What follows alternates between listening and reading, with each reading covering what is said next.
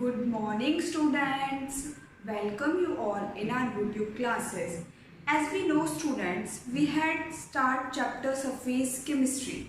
We had already discussed basics of surface chemistry, and we start in previous video lecture catalysis. Now, in this video lecture, we are going to discuss about characteristics of catalysis. Firstly, we had already discussed what is catalyst. Catalyst क्या था students? Catalyst था जो rate of reaction को increase कर देता है. Catalyst क्या था? जो रेट ऑफ रिएक्शन को इंक्रीज कर देता है. Catalyst is a substance which increase the rate of reaction without itself being consumed. वो खुद से कंज्यूम्ड नहीं होता. वो क्या होता है? खुद से कंज्यूम्ड नहीं होता, लेकिन बिना कंज्यूम होके ही क्या कर देता है? वो रेट ऑफ रिएक्शन को बढ़ा देता है. उसका क्या होता है? बस उसका रोल क्या होता है कैटलिस्ट का? कैटलिस्ट का रोल होता है कि बस रिएक्शन में हेल्प करने का. ये हम ऑलरेडी डिस्कस कर चुके हैं कैटलिस्ट का. इससे पहले वाली वीडियो में मैंने डिस्कस ब्रीफली, तो मैं सब कुछ बताया था उसमें कि कैटलिस्ट होता क्या है. तो पहले वो वीडियो देख लेना. उसका नेक्स्ट पार्ट ये है कैटलिस्ट का. ठीक है, तो कैटलिस्ट हम डिस्कस कर चुके हैं जो रेट ऑफ रिएक्शन को इंक्रीज कर देता है. वो तो क्या होगा? कैटलिस्ट हो गया. और वो फिनोमिना जो क्या करता है, जिस रेट से रिएक्शन को इंक्रीज कर रहा है ऐड होके, उसको क्या बोलते हैं? कैटालाइसिस बोलते हैं. ठीक है students, now we are going to discuss about characteristics of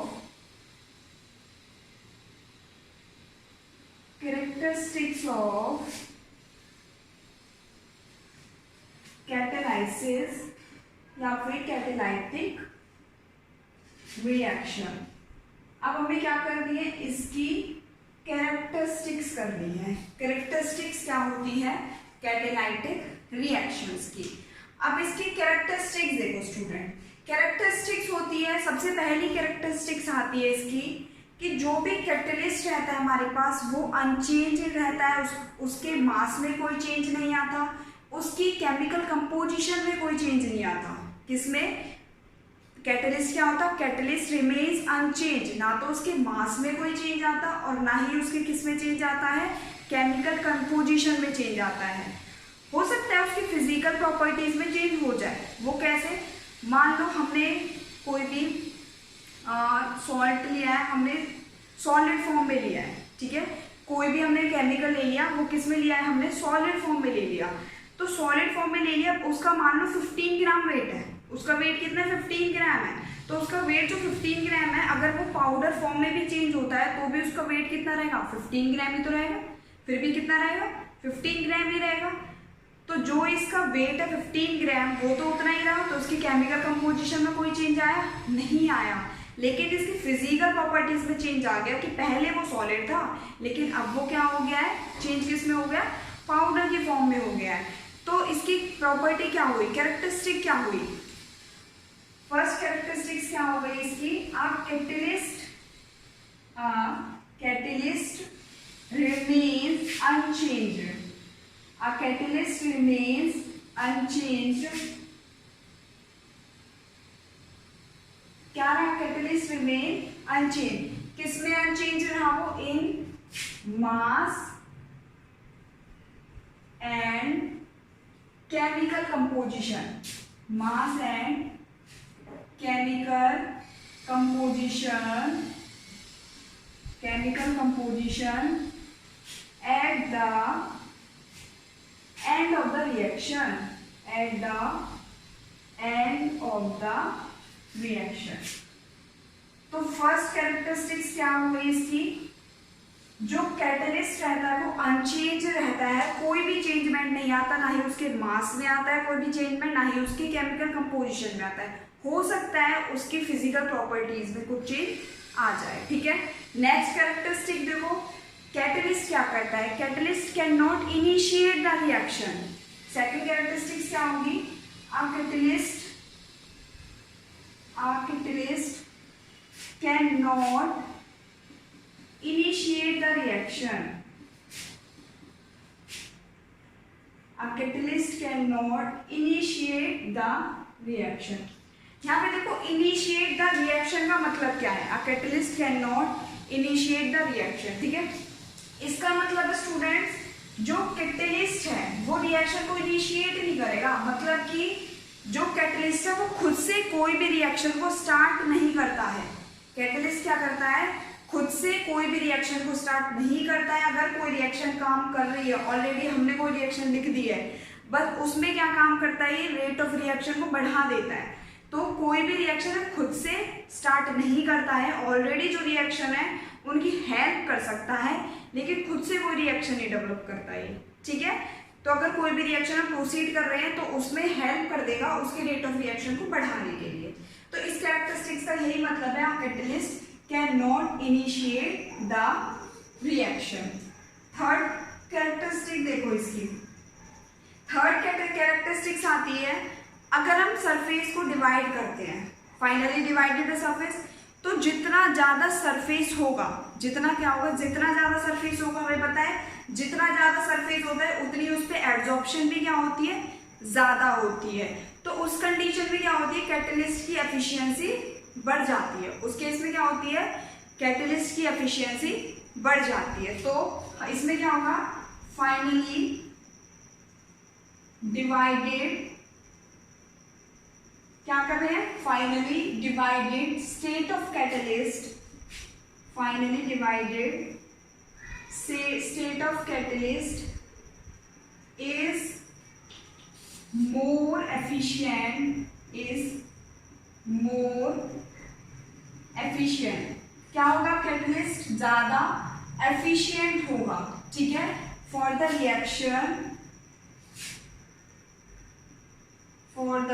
reaction because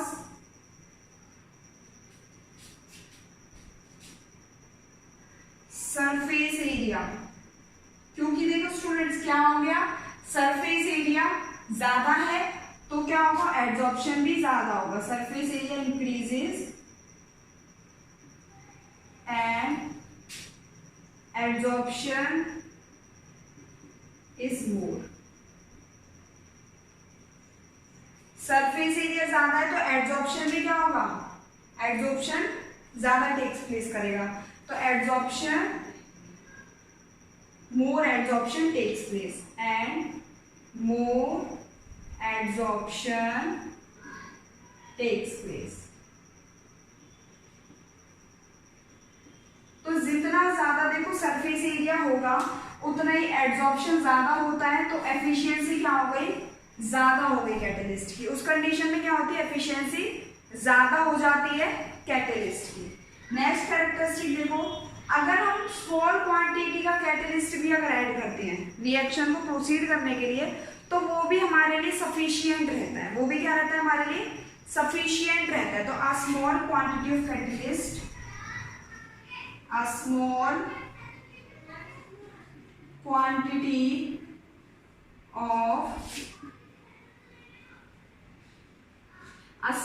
quantity of catalyst is generally,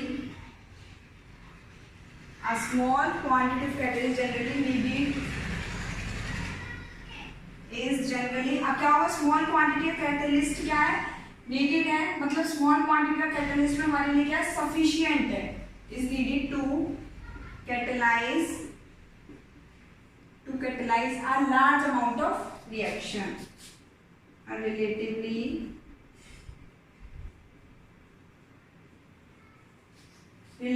large amount of reaction, यहाँ समझ रहे क्या हो गया, स्मॉल क्वांटिटी ऑफ कैटलिस्ट भी हमारे लिए सफिशिएंट है रिएक्शन को क्या करने के लिए, प्रोसीड कराने के लिए। बेशक कितनी small quantity of catalyst generally needed to catalyze a relatively large amount of reaction. बेशक से रिएक्शन कितनी भी बड़ी है, कैसी भी रिएक्शन है, अगर उसमें स्मॉल क्वांटिटी का कैटलिस्ट भी ऐड करते हैं तो वो भी क्या है, सफिशिएंट है, वो भी उस रिएक्शन को क्या कर देगा, प्रोसीड कर देगा। अब इसकी लास्ट कैरेक्टरिस्टिक आती है स्टूडेंट, देखो इसमें क्या रहता है, एक पर्टिकुलर टेम्परेचर रहता है, एक क्या रहता है, पर्टिकुलर टेम्परेचर रहता है जिस पे क्या होता है, रिएक्शन कैटेलाइज होती है, और उस टेम्परेचर को क्या बोलते हैं, ऑप्टिमम टेम्परेचर बोलते हैं। तो इसमें क्या होगा, there is a particular temperature, there is a particular temperature at which the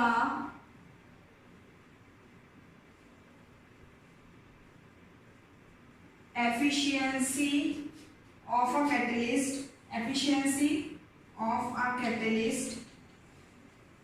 is maximum. This temperature is called by optimum temperature.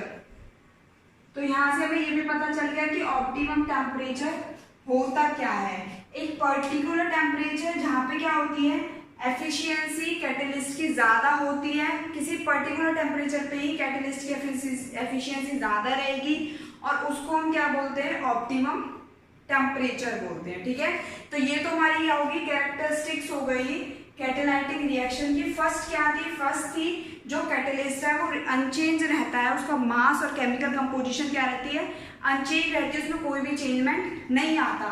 A catalyst remains unchange in mass and chemical composition at the end of reaction. Second क्या था कि कोई भी catalyst खुद से reaction को start नहीं करता, अगर रिएक्शन ऑलरेडी स्टार्ट है तो उसकी बस वो हेल्प कर सकता है।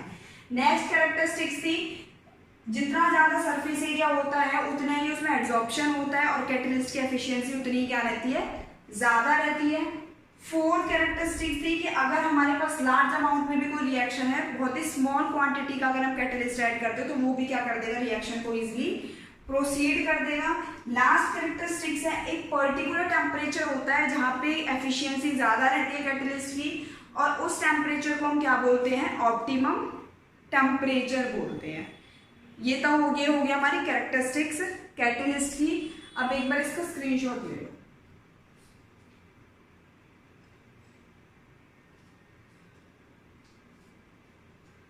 नेक्स्ट देखो, अब नेक्स्ट आता है इसमें प्रोमोटर।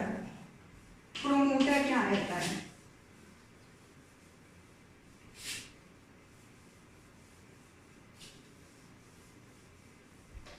नेक्स्ट टॉपिक है हमारा प्रोमोटर। देखो प्रोमोटर वर्ड से ही पता चल रहा है कि कुछ ना कुछ क्या होगा, इसमें प्रमोट होगा, प्रमोट होगा, ठीक है, प्रमोट होगा कुछ ना कुछ, या इंक्रीज कर देगा। तो प्रोमोटर का मतलब क्या होता है, प्रोमोटर मतलब होता है ऐसा सब्सटेंस जो क्या करता है, खुद से कैटलिस्ट नहीं होता लेकिन वो प्रमोट करता है activity of a catalyst. A substance which itself not a catalyst but promote the activity of a catalyst. वो क्या, खुद से वो कैटलिस्ट नहीं है लेकिन वो क्या कर रहा है, एक्टिविटी ऑफ कैटलिस्ट को प्रमोट कर रहा है। तो डेफिनेशन क्या होगी इसकी, the substance which itself not a catalyst but promotes the activity of a catalyst। promoter क्या हो गया, the substance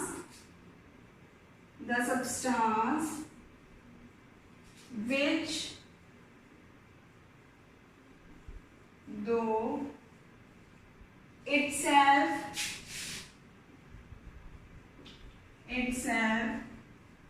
not a catalyst but it promotes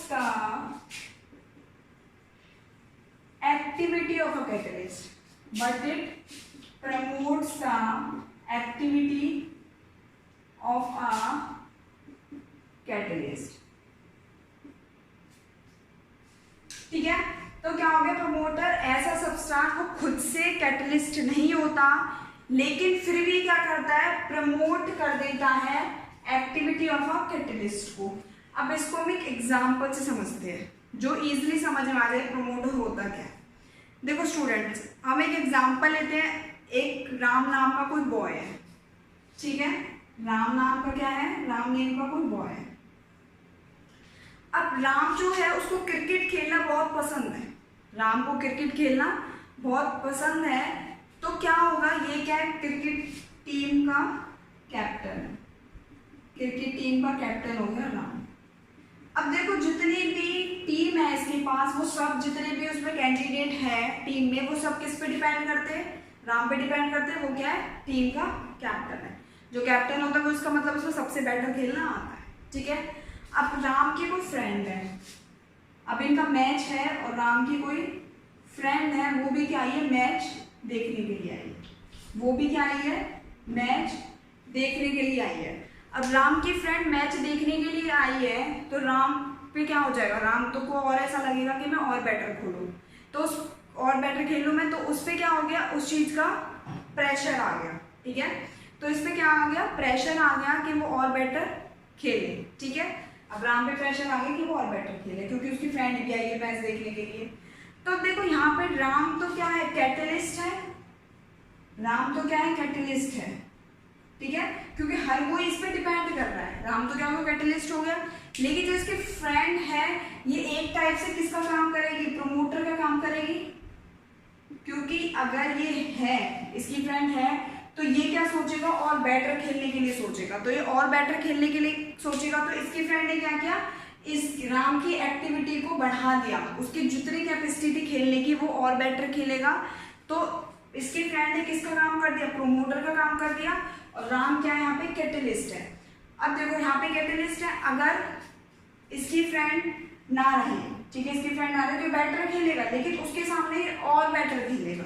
तो इसलिए यहाँ पे फ्रेंड क्या है, प्रमोटर का काम करेगा, और ये क्या है, कैटलिस्ट का काम करेगा। तो प्रमोटर क्या था, यही तो था हमारे पास प्रमोटर, कि वो खुद से कैटलिस्ट नहीं होता। फ्रेंड यहाँ पे क्या है, खुद से तो कोई कैटलिस्ट नहीं है, क्योंकि राम है कैटलिस्ट, तो खुद से वो कैटलिस्ट नहीं है। लेकिन ये क्या कर रहा है, फ्रेंड, इसकी जो फ्रेंड है वो क्या कर रही है, उसकी एक्टिविटी को प्रमोट कर रही है, उसकी एक्टिविटी को क्या कर रही है, प्रमोट कर रही है। तो ये एग्जाम्पल है, इससे तुम्हें प्रमोटर होता क्या है इजिली समझ में आ जाएगा, ठीक है। अब तुम्हें हमेशा के लिए याद रहेगा कि प्रमोटर है क्या।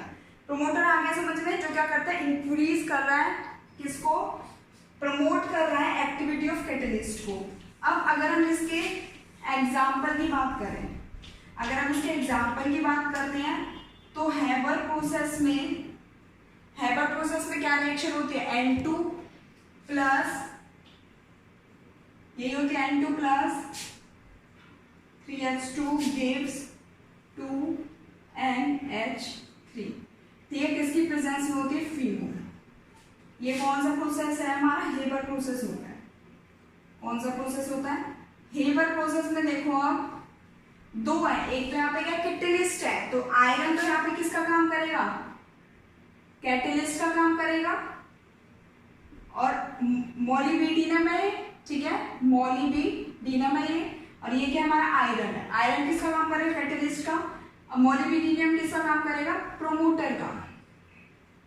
ये किसका काम कर रहा है, प्रोमोटर का, ठीक है। तो रिएक्शन में अगर बात करते हैं, हेबर्स प्रोसेस में यूज होता है N2 plus 3H2 gives 2NH3, जिसमें आयरन तो क्या है, कैटलिस्ट का काम करता है, और मोलिब्डेनम क्या है, प्रोमोटर का काम करता है, ठीक है।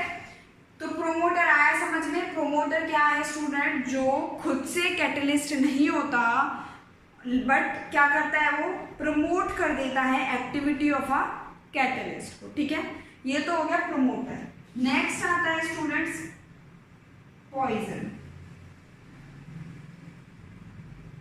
पॉइजन देखो, पॉइजन में क्या था, प्रोमोटर ने तो क्या किया, उसको क्या कर दिया, एक्टिविटी ऑफ कैटलिस्ट को इंक्रीज कर दिया, लेकिन पॉइजन क्या करेगा, उसकी एक्टिविटी को डिस्ट्रॉय कर देगा, ठीक है। तो पॉइजन क्या होता है, a substance which destroy the activity of a catalyst to accelerate a reaction. Destroy कैसे कर देगा, डिस्ट्रॉय ऐसे कर देगा, जैसे कि मैंने तुम्हें एग्जांपल बताया था राम और उसकी फ्रेंड का। तो उसकी फ्रेंड थी, वो प्रमोटर थी, मान लो उसकी फ्रेंड के फादर वहां पे आ जाते हैं, वो देखते हैं उसकी फ्रेंड भी मैच देख रही है, तो राम को ये चीज पता चल जाती है, ठीक है। तो राम मैच खेलते खेलते क्या सोचता रहेगा कि अब उसका जब मैच खत्म हो जाएगा तो उसके पापा क्या कहेंगे, तो उसका क्या, उसका माइंड डाइवर्ट हो गया। माइंड डाइवर्ट हो गया तो इसका मतलब मतलब जिस काम को वो कर रहा है उसमें इतना मन नहीं लग पाएगा। तो पॉइजन ने क्या काम कर दिया, तो यहाँ पे फादर क्या हो गया, पॉइजन हो गया। तो पॉइजन ने क्या कर दिया, एक्टिविटी को डिस्ट्रॉय कर दिया। पॉइजन ने क्या हो गया, उससे एक्टिविटी क्या हो गई है, डिस्ट्रॉय हो गई है। तो पॉइजन का क्या होगा, a substance which the substance which destroy the activity of a catalyst to accelerate the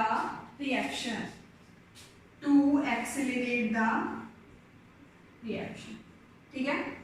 ये क्या हो गया, is called by to accelerate the reaction is called by poison। तो इसने क्या कर दिया, डिस्ट्रॉय कर दी एक्टिविटी कैटलिस्ट की। इसका एग्जांपल देखो, कॉन्टैक्ट प्रोसेस में एक स्टेप होता है जिसमें पॉइजन का यूज होता है, ठीक है। अब देखो कौन सा है वो एग्जांपल, कौन सा रहता है हमारा, SO2 sulphur oxide plus O2 platinum AS2O3, ठीक है। आर्सेनिक ऑक्साइड की प्रेजेंस में होता है और इसकी रिएक्शन क्या हो जाएगी, SO2O2 इसकी प्रेजेंस में होता है, क्या बन गया 2SO3। ये रिएक्शन किसकी हो गई, पॉइजन की, ठीक है। तो उसमें क्या था, प्रोमोटर में क्या था, वो सब्सटेंस जो क्या कर रहा था, इटसेल्फ कैटलिस्ट नहीं था, ठीक है, लेकिन वो क्या कर रहा था, एक्टिविटी को इंक्रीज कर रहा था, ठीक है। एक्टिविटी को क्या कर दिया उसने, प्रमोट कर दिया था, वो था हमारा प्रमोटर। पॉइजन क्या होता है, डिस्ट्रॉय कर देता है। प्रमोटर पॉइजन आए स्टूडेंट समझ में। अब एक बार इसका स्क्रीनशॉट लें। Next students, important features of solid catalyst. Important features solid catalyst के दो फॉर्म में होते हैं, एक्टिविटी और सेलेक्टिविटी। एक्टिविटी क्या होती है, किस टाइप से वो वर्क कर रहा है वही होती है हमारी एक्टिविटी, और सिलेक्टिविटी क्या होती है, उसका सिलेक्शन किस टाइप से है। एक्टिविटी देखो, activity is the ability of catalyst to accelerate chemical reaction. Activity क्या है, एबिलिटी है कैटलिस्ट की, वो किस तरह क्या करेगा, रिएक्शन को एक्सेलरेट करेगा। The degree of acceleration can be as high as time in certain reaction. हो सकता है जो उसकी जो डिग्री होगी एक्सेलरेशन की वो ज्यादा भी हो सकती है किसी किसी सिचुएशन में, किसी किसी सिचुएशन में क्या हो सकती है, वो ज्यादा भी हो सकती है। तो एक्टिविटी क्या होगी, एक्टिविटी वो एबिलिटी हो गई कैटलिस्ट की जिससे वो केमिकल रिएक्शन को एक्सेलरेट करते हैं, ठीक है। नेक्स्ट देखो सिलेक्टिविटी। सिलेक्टिविटी क्या होगी, selectivity of a catalyst is its ability to direct a reaction to yield a particular product. Selectivity क्या हो गई कि किस टाइप से हमारी जो रिएक्शन है उसमें जो भी कैटलिस्ट होगा उसका प्रोडक्ट क्या फॉर्म होगा, उसका हम सिलेक्शन करें कि हम कोई भी रिएक्शन कर रहे हैं। मान लो हमने हेवर प्रोसेस किया, उसके लिए हमें पता है क्या यूज होगा, आयरन यूज होता है, तो उसके लिए हमें पता है, तो इसलिए उसके लिए सेलेक्टिव कैटलिस्ट क्या है, आयरन मोलिब्डेनम, ठीक है। ये इसके कैटलिस्ट हैं, तो हमने सिलेक्शन कर दिया कि हेवर प्रोसेस के लिए ये यूज होता है। ऐसे रिएक्शन से देखो CO प्लस 3H2 प्रोडक्ट क्या बनाया है, CH4 प्लस H2O बनाया है, लेकिन रिएक्टेंट तो क्या है, दोनों सेम ही है, रिएक्टेंट तो दोनों सेम ही है, तो हमारा प्रोडक्ट भी सेम बनना चाहिए था, लेकिन इसमें हमने सिलेक्टिव क्या किया है, सिलेक्शन किया है एनाइनिल का, तो रिएक्शन क्या होगी, CH4 प्लस H2 होगी। नेक्स्ट CO प्लस H2 वही है, CuZnO Cr2O3 हमने क्या ले लिया, कैटलिस्ट ले लिया, ये क्या बन गया हमारे पास CH3OH, ये मीथेन है, क्या बनेगा methanol. CO plus H2 copper की प्रेजेंस में करेंगे तो ये क्या बनता है हमारा फॉर्मल्डिहाइड। HCHO क्या रहता है, फॉर्मल्डिहाइड। फॉर्मल्डिहाइड क्यों है, क्योंकि इसके बाद H अगर CH3CHO रहता तो क्या बन जाता हमारे पास इथेनॉल्डिहाइड, तो ये क्या फॉर्मल्डिहाइड है, H को फॉर्म बोलते हैं, ठीक है। तो ये क्या हो गया, इंपोर्टेंट फीचर हो गया सॉलिड कैटलिस्ट का क्या था, ठीक है। नेक्स्ट आता है इसमें adsorption theory of heterogeneous catalyst. इसकी देखो स्टूडेंट्स एड्सॉर्प्शन थ्योरी है, इससे पहले वीडियो में मैंने तुम्हें मैकेनिज्म करवाई थी हेटेरोजीनियस कैटलिस्ट की, क्या करवाई थी, मैकेनिज्म करवाई थी हेट्रोजीनियस कैटलिस्ट की, वही है थ्योरी। क्या है? Adsorption theory of adsorption theory of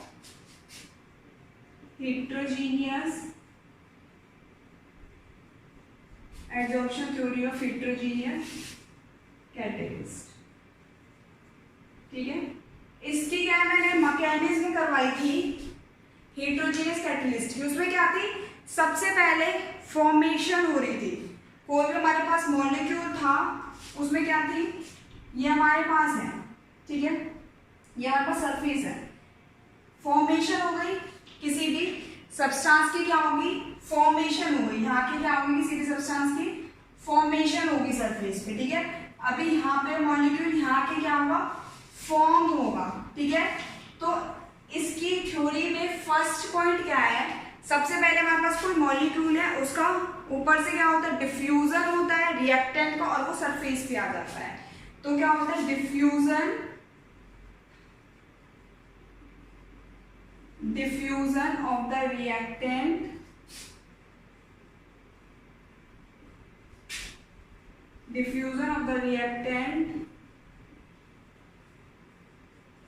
diffusion of the reactant to the surface of the catalyst।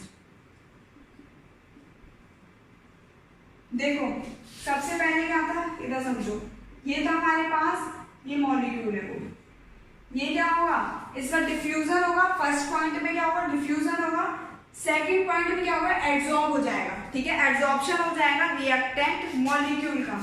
अब इसका एड्सॉर्प्शन कैसे हो जाएगा? यहाँ से इधर आ गया, ठीक है, रिएक्टेंट थे वो यहाँ पे आ गए हमारे में, तो क्या हो गया? एड्सॉर्प्शन हो गया, adsorption of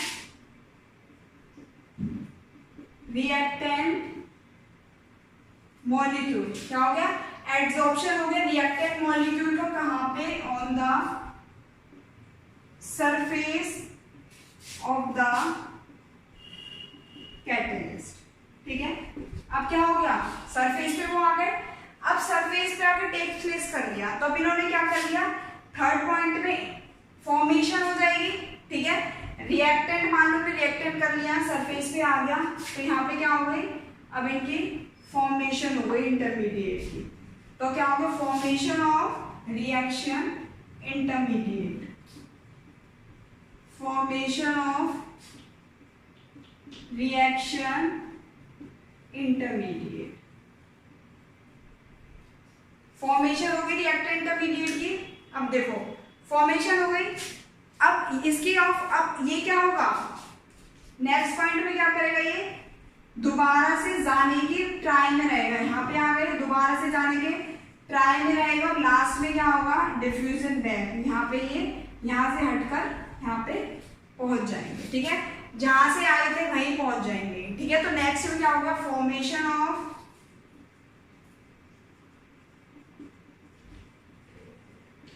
reaction product, formation of reaction product of the,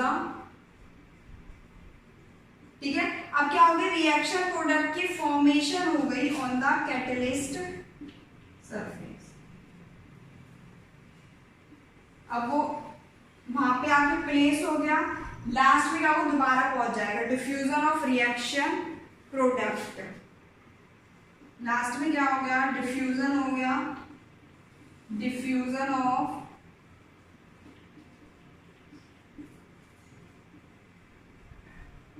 diffusion हो गया रिएक्शन प्रोडक्ट का फ्रॉम द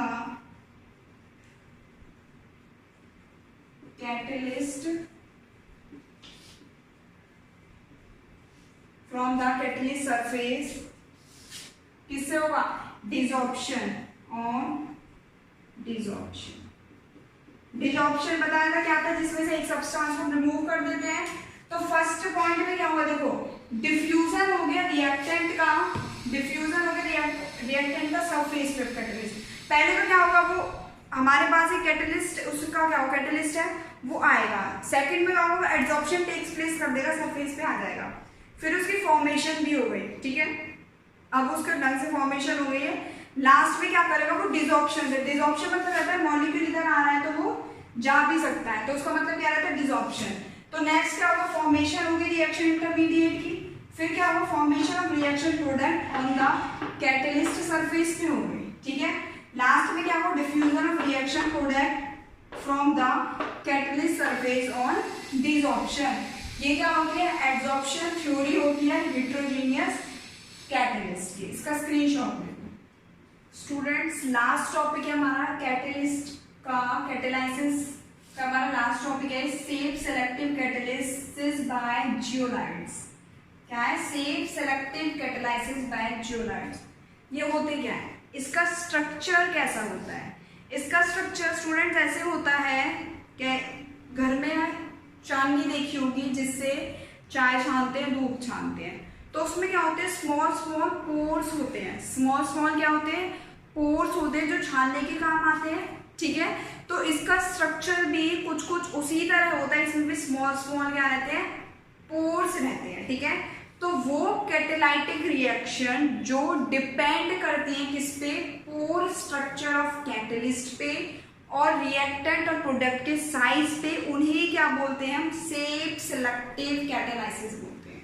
यही हमारा शेप सेलेक्टिव कैटेलाइसिस क्या होता है, वो कैटेलाइटिक रिएक्शन जो डिपेंड करती है पोर स्ट्रक्चर पे किस और साइज पे रिएक्टेंट और प्रोडक्ट के। The catalytic reaction, the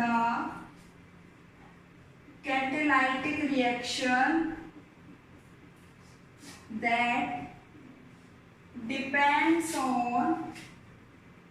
depends on pore structure of catalyst and size of the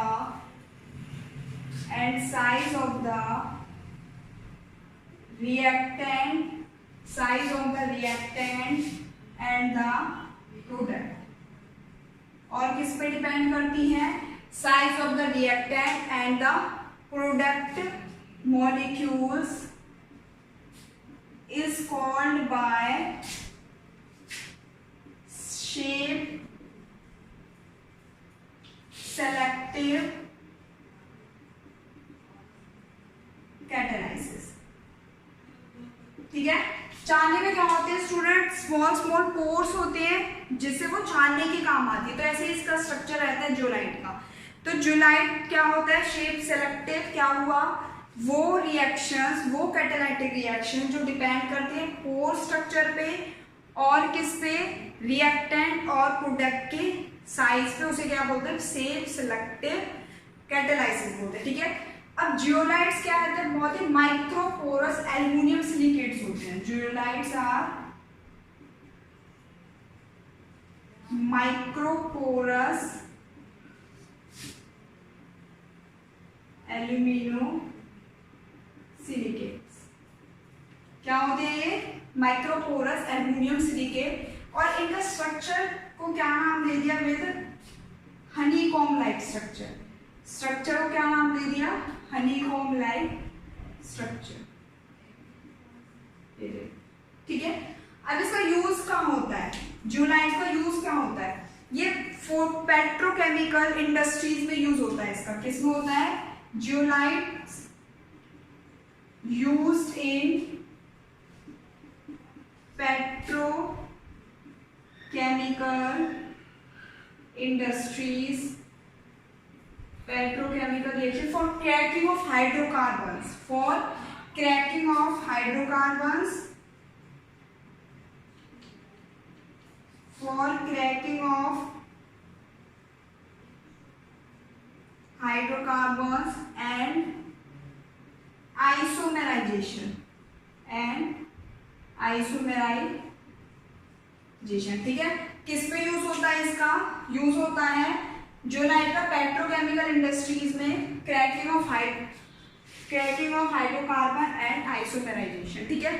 तो जियोलाइट हमारा था क्या shape selective catalysis by zeolites क्या था, जियोलाइट का स्ट्रक्चर हमारा चांदी की तरह रहता है जिसमें माइक्रोपोरस एल्युमिनियम सिलिकेट्स होते हैं और उसमें क्या आता है कैटालाइटिक रिएक्शन जो डिपेंड करती हैं किस पे, the catalytic reaction depend upon pore structure of catalyst and size of the reactant and the product molecules is called by say selective catalysis। और वो कैसे रहते हैं, microporous aluminium silicate honeycomb like structure की तरह रहते हैं, ठीक है। तो यहाँ पे हमारा कैटलिस्ट का टॉपिक क्या हुआ, कंप्लीट हुआ। कैटलिस्ट क्या था, जब हमने डिस्कस क्या क्या किया, कैटलिस्ट क्या था, उसमें प्रोमोटर क्या था, जो क्या कर रहा था, एक्सेलरेट कर रहा था, प्रमोट कर रहा था रेट ऑफ रिएक्शन को। पॉइजन क्या था, जो डिस्ट्रॉय कर रहा था एक्टिविटी ऑफ कैटलिस्ट को। ऑटो कैटालाइसिस कर लिया, इंड्यूस्ड कैटालाइसिस कर लिया, कैरेक्टरिस्टिक्स कर ली कैटालाइटिक की। उसके बाद हमने ये कर लिया शेप सेलेक्टिव कैटालाइज बाय जोलाइट से क्या रहता है। ये तो हमारा कैटलिस्ट का पोर्शन कंप्लीट हो गया स्टूडेंट्स। अब हमारा सरफेस केमिस्ट्री में कितना बचा है, एंजाइम्स और कोलॉइड्स, ठीक है। एंजाइम्स और कोलॉइड्स ये दोनों टॉपिक बचते हैं हमारे, फिर हमारी सरफेस केमिस्ट्री कंप्लीट है। तो इसे नेक्स्ट वीडियो लेक्चर में हम डिस्कस करेंगे एंजाइम्स को। आई होप ये वीडियो आप सबके लिए हेल्पफुल रही। Thank you students.